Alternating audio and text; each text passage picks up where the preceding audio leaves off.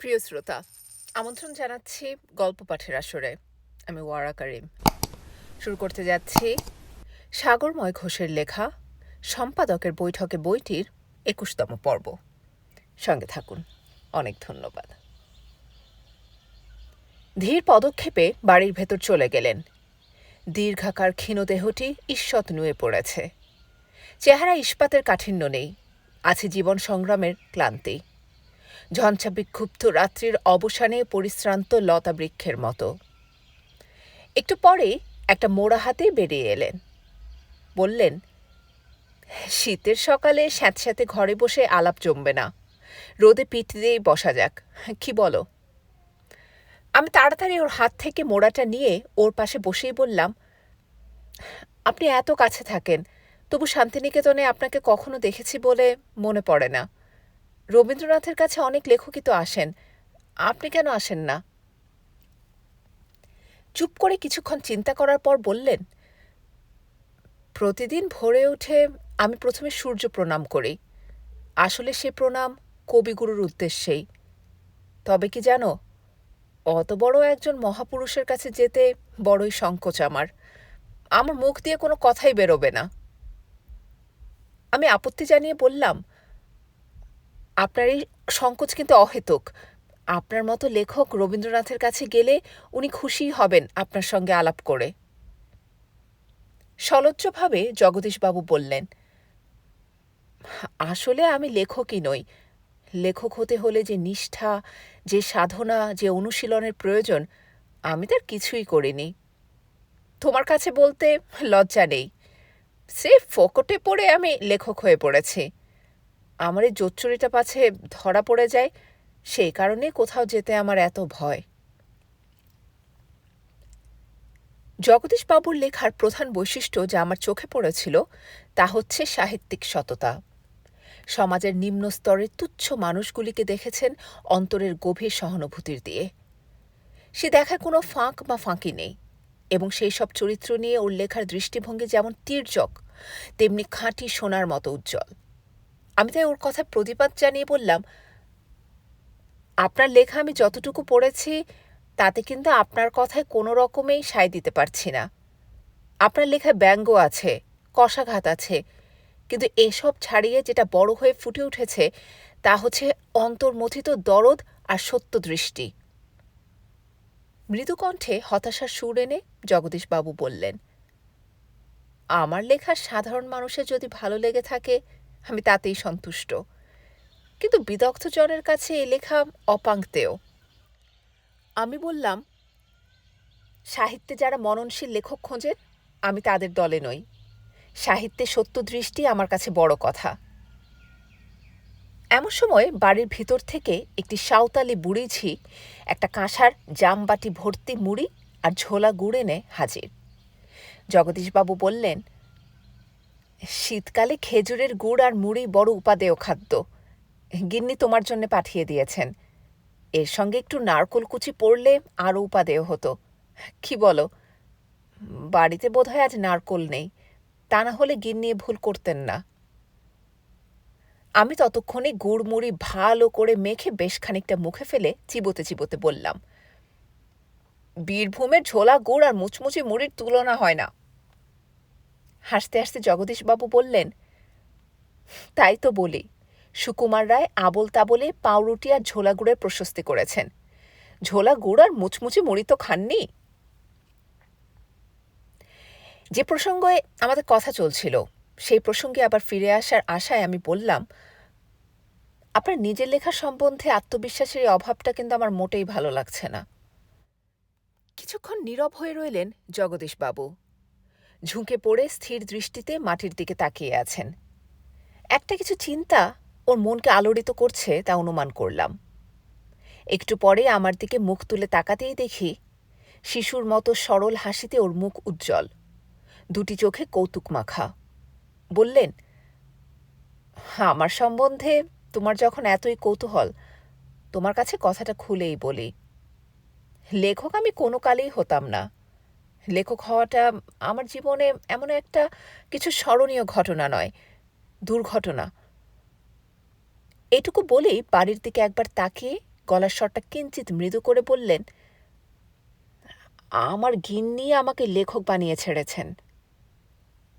আমি হেসে বললাম, হে আর নতুন কথা কি, বহু লেখকের জীবনে শুনেছি স্ত্রীর ইন্সপিরেশনই তার লেখক হবার মূল কারণ। তবে আমার ক্ষেত্রে কিন্তু ইন্সপিরেশন নয়, পার্সপিরেশন। এই পার্সপিরেশন থেকে নিজেকে বাঁচাতে গিয়ে বাধ্য হয়ে লেখক হতে হয়েছে। বৃত্তান্তটা বলি, শোনো। আদালতে সামান্য বেতনের চাকরি, আয় এবং ব্যয়ের দুই প্রান্তের সামঞ্জস্য রক্ষা করতে গিয়ে গৃহিণী নাজেহাল। শেষে একদিন বিরক্ত হয়েই আমাকে জানালেন, রইল তোমার এই ঘরদুয়ার, তুমি আদালতে চাকরি নিয়েই থাকো, আমি চললাম। প্রমাদ গুনলাম, ঝড়ের পূর্বাভাস। জিজ্ঞেস করলাম, কি হয়েছে খুলেই বলো না। গৃহিণী বললেন, বলবো আর কি, চোখে দেখতে পাও না? রোজ সকালে কুঁড়েমি না করে নিজে গিয়ে হাট বাজারটা করলেও তো 2 পয়সা সাশ্রয় হয়। আমার মাথায় বজ্রাঘাত। ওই বাজার করাটা আমি বড় ভয় করি, ওটা আমার ধাতে সয় না। এখান থেকে বোলপুরের বাজারটা প্রায় 1 মাইল পথ। ধুলো ওড়া রাস্তা দিয়ে রোজ সকালে বাজার করতে যাওয়ার বিড়ম্বনা কি কম? হাঁটু ভর্তি ধুলো তো আছেই, তার উপর বাজারে লেপটালেপটি ভিড়। ওই ভিড় আমি কোনো কালেই সহ্য করতে পারিনি বলেই এই মফস্বল শহরের এক প্রান্তে নিরিবিলিতে পড়ে আছি। তার উপর 1 পয়সা সাশ্রয়ের জন্য প্রতিদিন দরাদরি করে বাজার করার চেয়ে ডাকাতি করা বোধহয় অনেক সহজ। তাছাড়া কি জানো, সকালবেলাটাই হচ্ছে আমার কাছে মোজ করার উৎকৃষ্ট সময়। সারাদিন তো আদালতে দিনগত পাপক্ষয় করছি কলম পিষে। ও সময়টা পেটের ভাত জোগাড়ের জন্যে জন্মাবার আগে থেকেই বিধাতা নির্দিষ্ট করে রেখেছেন।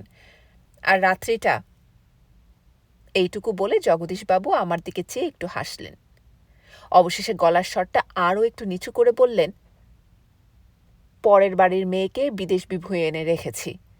এখানে আবার সঙ্গী সাথীর বড়ই অভাব, থাকলেও তারা শুধু হাঁড়ির খবর নিতেই ব্যস্ত। গৃহিণী তাই ওদের বেশি পছন্দ করেন না, অগত্যা আমাকেই সঙ্গ দিতে হয়। একমাত্র সময় এই সকালবেলা। এই সময়টা গিন্নি রান্নাবান্না, ঘর সংসার নিয়েই ব্যস্ত থাকেন। আদালতে যাওয়ার আগে পর্যন্ত সময়টা আমার নিজস্ব। হ্যাঁকে আমি আমার ইচ্ছে মতো শুয়ে বসে বই পড়ে অথবা সামনের ওই পথ দিয়ে লোকের আনাগোনা দেখে কাটিয়ে দিই। কিন্তু আমাদের এই খেরানি জীবনের সংসারটা এমনই জোয়াল যে একবার কাঁধে চড়লে আর নামতে চায় না। 24 ঘন্টাই তোমাকে খাটাতে চায়। তখন রামপ্রসাদী গানে সান্ত্বনা খোঁজা ছাড়া আর উপায় কি? জগদীশবাবু এবার থামলেন। বাটি ভর্তি মুড়ি আর গুড় ততক্ষণে খাওয়া হয়ে গিয়েছে। 2 পেয়ালা চা এসে হাজির। চায়ে চুমুক দিয়ে জগদীশবাবু আবার শুরু করলেন তার লেখক হওয়ার কাহিনী। কাছারির একটা বেয়ারা রোজ সকালে এসে কুয়ো থেকে জল তুলে দিয়ে যায়। গৃহিণী তাকে দিয়েই এতদিন চাল ডাল নুন তেল বাজার থেকে কিনে আনেন। সপ্তাহে 2 দিন হাটে গিয়ে কাঁচা বাজারটাও ওই করে আনে। গৃহিণীর ধারণা, লোকটা নির্ঘাত পয়সা চুরি করে। শুধু তাই নয়, হাটের দিন যত রাজ্যের রদ্দি ঝর্তি পড়তি শুঁটকো আনাজ কিনে এনে দাম বলে বেশি। সুতরাং এখন থেকে ও কাজটা আমাকেই করতে হবে। আমি চিরকালে একটু আয়েসি লোক, কিন্তু গিন্নির ধারণা আসলে আমি নাকি কুঁড়ের হদ্দ। সুতরাং এই দুর্নাম ঘোচাবার জন্য পরদিন সকাল থেকেই বাজারের থলি হাতে বেরিয়ে পড়লাম। তার কি পরিণাম হয়েছিল জানো?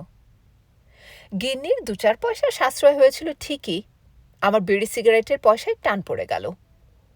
বাজারের ওই ভিড়ের মধ্যে তরিতরকারির দর নিয়ে দরাদরি করা কি আমার দ্বারা সম্ভব? বাজার করে আসা মাত্রই গৃহিণী থলি উপর করেই বললেন, বেগুন কত করে সের আনলে? 4 পয়সা করে। চোখ বড় বড় করে গিন্নি বললেন, ও মা, কি কাণ্ড বলো তো! এতদিন রামচরণ 6 পয়সা করে বেগুন এনেছে, তাও বিচি ভর্তি। কি পয়সাটা এনে এতদিন সরিয়েছে? জগদীশবাবু হাসতে হাসতে বললেন, এইভাবে ঝঞ্ঝাট এড়াতে নিজের পকেট খরচার পয়সায় তো টান পড়লই, উপরন্তু কাছারির নির্দোষ বেয়ারাটা মাঝখান থেকে বদনামের ভাগী হলো। তার চেয়েও মারাত্মক কাণ্ড কি হলো জানো? পাশের বাড়ির মুক্তার গিন্নির কাছে আমার গিন্নি সগর্বে জানিয়েছেন দরাদরি করে কত সস্তায় আমি বাজার করে আনি। তার ফলে মুক্তার গিন্নি তার বাড়ির চাকরকে বরখাস্ত করে স্বামীকে হাটে পাঠাচ্ছেন। তার অবস্থাটা একবার অনুমান করে দেখো। একদিন মোক্তারবাবুর সঙ্গে বাজারে আমার দেখা, একেবারে গলদঘর্ম অবস্থা। আমাকে দেখেই কাঁদো কাঁদো মুখে বললেন, আমি আপনার কি ক্ষতি করেছি জগদীশবাবু, যে আপনি আমার এই সর্বনাশটা করলেন? সান্ত্বনা দিয়ে বললুম, দুঃখটা একা ভোগ করতে বেশি লাগে, ভাগ করে ভোগ করলে কষ্টের অনেকখানি লাঘব হয়। ভদ্রলোক কি বুঝলেন জানি না, তবে অনেকদিন বাক্যালাপ বন্ধ ছিল। কিন্তু আসল বিপদ দেখা দিল কখন যেন। আমার কেনা তরি তরকারি গৃহিণীর আর পছন্দ হয় না। বাজার করে আনার পর থলিটা উপর করে বললেন, তোমাদের কাণ্ডজ্ঞান বলে যদি কিছু থাকে, লাউ এনেছ যখন কুচু চিংড়ি কোথায়? বাজারে চিংড়ি আজ ওঠেইনি। রুই বা কাতলা মাছের একটা মুড়ো আনলেও তো পারতে। মাছের মুড়ো সবসময় আলাদা না পাওয়া গেলে কি করব? ধনে পাতাও তো আনতে পারতে, বলো সেটাও বাজারে ওঠেনি। একটা দীর্ঘ নিঃশ্বাস ছেড়ে জগদীশবাবু আমাকে বললেন, বাজারে গিয়ে ফাঁকা একটা জায়গা দেখে হাতের কাছে যা পাই কিনে আনি। গিন্নির আর পছন্দ হয় না। এদিকে বিড়ি সিগারেট খাওয়া গেল কমে, ওদিকে রোজ সকালে এই গলদঘর্ম পরিশ্রম, উপরন্তু তরি তরকারির পছন্দ অপছন্দ নিয়ে রোজ একটা বচসা। জীবনে যখন প্রায় ঘেন্না ধরিয়ে দেবার উপক্রম, হঠাৎ মাথায় একটা বুদ্ধি খেলে গেল। জগদীশবাবু টিনের একটা চ্যাপ্টা কৌটো থেকে বিড়ি বার করে ধরিয়ে বললেন, আরেক কাপ চা হয়ে যাক, কি বলো? আমি তৎক্ষণাৎ সায় দিলাম। একই শীতের সকাল, তার উপর জগদীশবাবুর এমন সরস গল্প, চাটা জমবে ভালো। আমার সম্মতি পেয়ে জগদীশবাবু ধীর পদক্ষেপে আবার বাড়ির ভিতরে গেলেন। একটু পরে বেরিয়ে এসেই বললেন, গিন্নি জিজ্ঞেস করলেন কার সঙ্গে বসে এত বকর বকর করছো আর বারবার চা খাওয়াচ্ছ, ছেলেটা কে? যেই বললুম শান্তিনিকেতনের ছেলে, আমার লেখা পড়ে যেচে আলাপ করতে এসেছে। গিন্নির মুখে একগাল হাসি। সুতরাং চাটা ভালোই তৈরি হবে অনুমান করছি। মানুষটির কথাবার্তায়, আচার আচরণে সরল অন্তঃকরণের এমন একটা কোমল স্পর্শ আছে যা আমাকে এতক্ষণে অভিভূত করে ফেলেছে। আমি সংকোচের সঙ্গেই বললাম, আমি এসে আপনার কাজের কোনো রকম ব্যাঘাত করলাম না তো? জগদীশবাবু বললেন, খুব কাজের মানুষ ঠাউরেছ আমাকে। বৈষয়িক উন্নতির জন্য যারা কাজ করে তৃপ্তি পায়, আমি সে দলের নই। তার চেয়ে তোমার সঙ্গে দুদণ্ড বসে গল্প করায় আমি অনেক বেশি তৃপ্তি পাই। দুপেয়ালা চা এসে হাজির। চুমুক দিয়েই বললেন, অনুমানটা ঠিক কিনা বলো। অনুমান যে মিথ্যে হবে না তা আগেই জানা ছিল। প্রথম কাপ চা খেয়ে বুঝেছিলাম পাকা হাতের তৈরি। গল্পের সূত্র ধরিয়ে দিয়ে বললাম, বাজার করা বিড়ম্বনা থেকে কিভাবে রেহাই পেলেন সেই ঘটনাটা বলুন। উৎসাহিত হয়ে উঠলেন জগদীশবাবু। বললেন, মাথায় একটা বুদ্ধি এসে গেল। সে ঘটনার কথা ভাবলে আজও হাসি পায়। একদিন বিকেলে আদালত থেকে এক গাদা নথিপত্র বান্ডিল বেঁধে বাড়ি নিয়ে এলাম। গৃহিণী অবাক হয়ে শুধলেন, এসব খাতাপত্তর কিসের? উত্তরে বললাম, আদালতের কাজ। মামলা মোকদ্দমা অনেক জমে গিয়েছে। ম্যাজিস্ট্রেটের কড়া হুকুম তাড়াতাড়ি চুকিয়ে দেওয়া চাই। গিন্নি জানতেন রাত্রে আমি এইসব কাজ করতে পারি নে, চোখে কম দেখি। একমাত্র সময় সকালবেলা।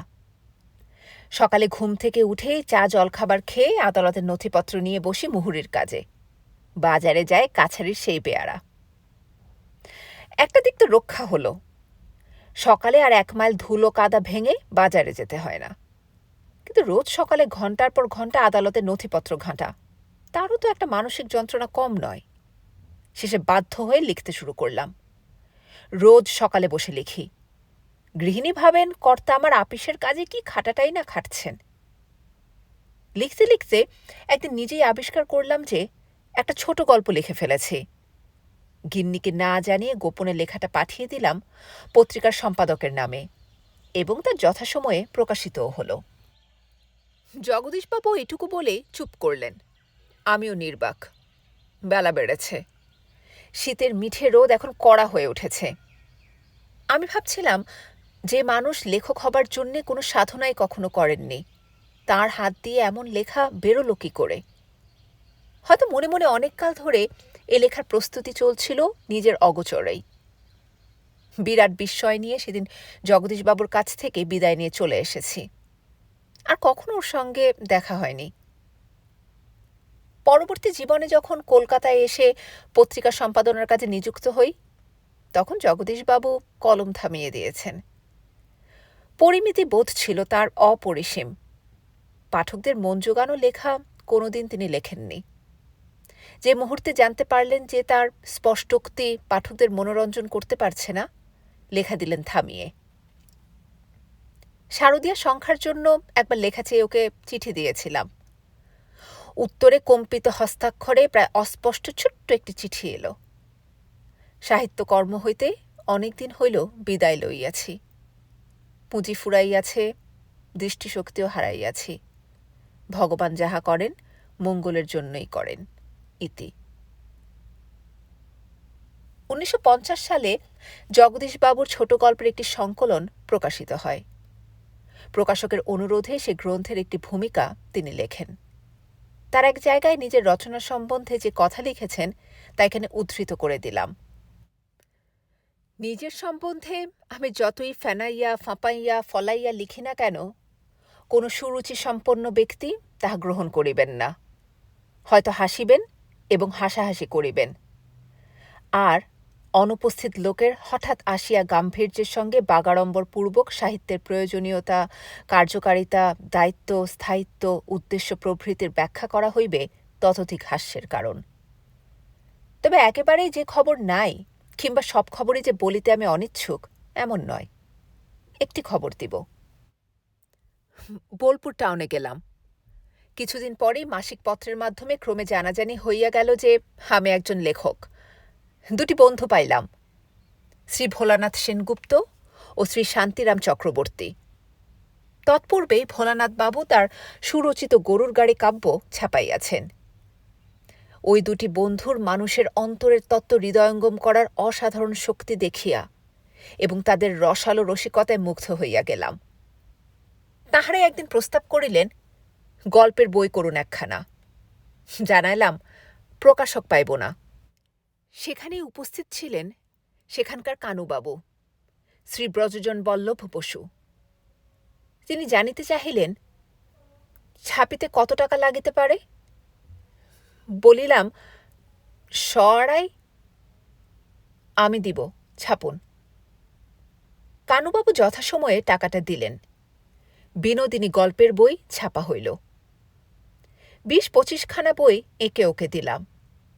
অবশিষ্ট 1000 খানেক বই, আমার আর কানুবাবুর বিনোদিনী, প্যাকিং বাক্সের ভিতর রহিয়া গেল। পরে কিটে খাইল। লেখক এবং সামাজিক মানুষ হিসাবে আমার আর কোনো অনুশোচনা নাই। কেবল মানসিক এই গ্লানিটা আছে যে কানুবাবুর 100-250 টাকা নষ্ট করিয়াছি। আমার নিজের সম্বন্ধে আরেকটি কথা এই যে, আমি যদি এখন মরি, তবে যাহারা আমাকে চেনেন তাহারা বলিবেন, বয়স পেয়েই গেছেন। এই ভূমিকা লিখে দেবার কয়েক মাস পরেই তার মৃত্যু হয়। তার সম্বন্ধে আলোচনা প্রসঙ্গে তাঁরই অনুজ সাহিত্যিক প্রেমেন্দ্র মিত্র এক জায়গায় বলেছেন, সময়ের স্রোতে সবকিছুই হারায়, তবু জীবনকে নির্ভীক নির্লিপ্ত দৃষ্টিতে দেখবার ও বুঝবার চেষ্টায় অসাধু সিদ্ধার্থের মতো বই লেখবার জন্যে সারা জীবন রোগ, শোক, অভাব, দারিদ্র্যের সঙ্গে অম্লান বদনে যিনি যুঝে এসেছেন, প্রত্যক্ষভাবে না হোক, তার সাহিত্যিক সাধুতা পরোক্ষভাবে ভাবিকালের অনুপ্রেরণা হয়ে থাকবেই। আমরা যে যুগে জন্মেছি, সে যুগকে বলা উচিত রবীন্দ্র যুগ। রবীন্দ্রনাথ আমাদের কি না দিয়েছেন! মুখে ভাষা দিয়েছেন, কণ্ঠে গান দিয়েছেন, প্রাণে দিয়েছেন আনন্দ, আর দিয়েছেন পৃথিবীর সৌন্দর্যকে মন ভরে দেখার দৃষ্টি। 100 বছর আগে এই বাংলাদেশের আকাশে যার আবির্ভাব ঘটেছিল, 100 বছর পার হয়ে এসে তার আলো আজ সারা পৃথিবীর আকাশকে উদ্ভাসিত করে দিয়েছে। আজ তাই পৃথিবীর সব দেশের মানুষ এক প্রাণ এক মন হয়ে রবীন্দ্রনাথের শতবার্ষিক জন্মোৎসব পালনের আয়োজন করেছে। এই উৎসব ভারতবর্ষে ইতিমধ্যেই শুরু হয়ে গিয়েছে। রবীন্দ্রনাথের আবির্ভাব ঘটেছিল 1861 সালে। 1961 সালের শুরুতেই বোম্বাই শহরবাসী খুব ঘটা করে রবীন্দ্রনাথের জন্মশতবার্ষিকীর শুভ উদ্বোধন করলেন। সেই সঙ্গে সারা বৎসরব্যাপী সারা দেশ জুড়ে উৎসব চলছে। কলকাতা শহর একদিক দিয়ে ভাগ্যবান। এই শহরের মাটিতে তিনি জন্মেছিলেন, এই শহরের মাটিতেই তার দেহাবসান ঘটেছে। সুতরাং ঘটা করে জন্মশতবার্ষিকী উৎসব পালন অধিকার কলকাতা শহরে নিশ্চয়ই আছে। তাই রবীন্দ্রনাথের নামে বড় বড় ইমারত তৈরি হচ্ছে। রবীন্দ্র নাট্যশালা, রবীন্দ্র ভারতী, রবীন্দ্র বিশ্ববিদ্যালয়, রবীন্দ্র স্টেডিয়াম, রবীন্দ্র সরোবর ইত্যাদি কত কিছু। শুনছি রবীন্দ্রনাথের নামে শান বাঁধানো রাস্তা হবে, তার মোড়ে থাকবে রবীন্দ্রনাথের বিরাট মর্মর মূর্তি। অর্থাৎ ইট পাথর দিয়ে রবীন্দ্রনাথকে আমরা বন্দী করতে চাই। শহুরের সভ্যতার এইটাই সবচেয়ে বড় অভিশাপ। এই অভিশাপ থেকে মুক্তি চেয়েছিলেন বলেই শহর থেকে 100 মাইল দূরে শান্তিনিকেতনের নির্জন প্রান্তরে তিনি তার শান্তির নীড় রচনা করেছিলেন। শহরে শতবার্ষিকী উৎসবে যে পরিচয় ইতিমধ্যে পাওয়া গিয়েছে, তাতে দেখতে পাচ্ছি উৎসবপতি রবীন্দ্রনাথ পড়ে থাকেন নেপথ্যে। তাকে উপলক্ষ করে চলে নাচ, গান, নাটকের হুল্লোড়বাজি।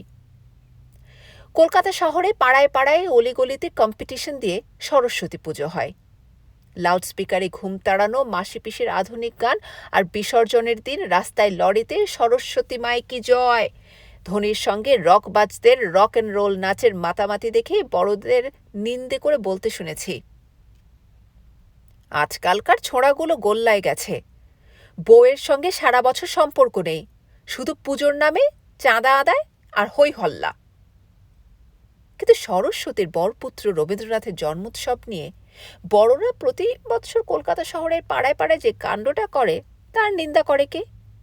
সেখানেও সে চাঁদা আর হই হল্লা। ছোটরা তো বড়দের দেখেই শেখে। শহরে উৎসবের নামে যে ভিড়, কোলাহল আর উচ্ছৃঙ্খলতা দেখা দেয়, তাতে শ্রদ্ধার চেয়ে উন্মত্ততাই থাকে বেশি। উৎসব সুন্দর না হয়ে বিকৃত হয়ে পড়ে। শহুরে উৎসবে এই রুচির বিকার রবীন্দ্রনাথের মনকে পীড়া দিত, তিনি এড়িয়ে চলতেন। একটা ছোট্ট ঘটনা বলি। রবীন্দ্রনাথের 70 বছরের জয়ন্তী উপলক্ষে স্থির হয়েছে কলকাতায় খুব ঘটা করে নাগরিক সম্বর্ধনা দেওয়া হবে। প্রস্তাবটা যখন তাকে দেওয়া হলো, তিনি কিছুতেই সম্মতিতে রাজি হলেন না। নাগরিক সম্বর্ধনাকে তাই ঠাট্টা করে বলতেন সংবর্ধনা, অর্থাৎ ওখানে গিয়ে সংসাজতে তার আপত্তি। অবশেষে রবির কাছে আবেদন নিয়ে 2 চন্দ্রের উদয় হল, জগদীশচন্দ্র ও শরৎচন্দ্র। প্রথমজন রবীন্দ্রনাথের অভিন্ন হৃদয় বন্ধু, দ্বিতীয়জন সমধর্মী অনুজ সাহিত্যিক। এদের অনুরোধ এড়াতে পারলেন না, মত দিতেই হল। মত দেবার পর থেকেই দুশ্চিন্তার শেষ নেই। 70 বছরের জয়ন্তী উৎসবের উদ্যোগ আয়োজনের খবর যত আসছে, তিনি ততই শঙ্কিত হয়ে পড়ছেন। সে সময় কবি নিশিকান্তর প্রায় ডাক পড়ত। নিশিকান্তকে রবীন্দ্রনাথ স্নেহ করতেন, ভালোবাসতেন। নিশিকান্তর 2টি পরিচয়, কাব্যরসিক ও ভোজন রসিক। দুটির প্রতি তার সমান আগ্রহ, পাল্লায় এদিক ওদিক হবার জো নেই। নিশিকান্তকে ডেকে এনে 2টি রসেরই যোগান দিতেন রবীন্দ্রনাথ। নিশিকান্ত ধ্যানস্থ হয়ে 2টি রসই সমান উপভোগ করত। কবিগুরুর 70 বছরের জয়ন্তীর সময় নিশিকান্ত শান্তিনিকেতন ছিলেন। তখনও পণ্ডিচেরি যায়নি। জয়ন্তীর মাসখানেক আগে, তখনও রবীন্দ্রনাথ ছিলেন শান্তিনিকেতনে। সেই সময়ে রোজ সকালে নিশিকান্তকে যেতে হতো তাঁর কাছে। না গেলে একান্ত ভৃত্য বনমালীকে দিয়ে পাকড়াও করাতেন।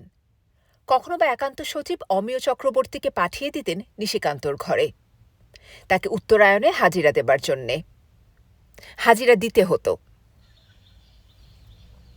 একদিন সকালে নিশিকান্তর ঘরে বসে আড্ডা দিচ্ছি, এমন সময় উত্তরায়ণের সাইকেল বেয়ারা চতুর এসে নিশিকান্তকে বললে, শিগগির চলুন, বাবুমশাই আপনাকে ডাকছেন।